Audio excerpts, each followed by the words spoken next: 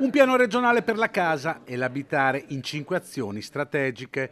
Questa è l'iniziativa presentata dal Partito Democratico Veneto, 5 azioni concrete per garantire a tutti il diritto alla casa. Innanzitutto la costituzione di un'agenzia per la casa in grado di coordinare gli interventi, un finanziamento apposito di 50 milioni all'anno per garantire le risorse per recuperare il patrimonio edilizio, per costruire nuovi alloggi, ancora un'attenzione particolare per la casa in favore degli studenti e dei lavoratori, una serie di misure a tutela di quelli che sono più deboli rispetto agli sfratti o rispetto alla morosità incolpevole, poi anche qualche misura che proponiamo di natura fiscale per fare in modo che i lavoratori possano venire nella nostra regione e magari avere delle agevolazioni fiscali per poter fare fronte a quelle che sono le spese dell'abitazione. In Veneto sono 49.000 le case di edilizia popolare. Per gli esponenti del Partito Democratico ne mancano almeno 20.000.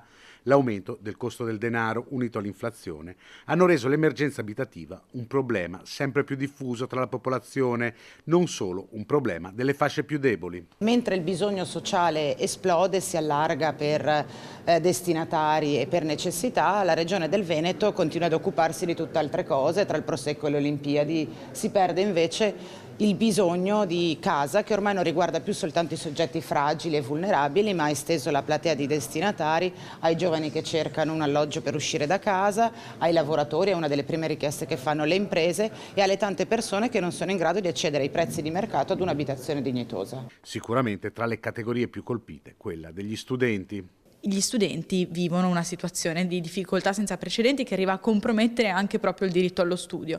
Tanti scelgono l'università in base al fatto del potersi permettere o meno la casa, e la loro possibilità di studiare fuori è limitata concretamente da questo dramma degli affitti.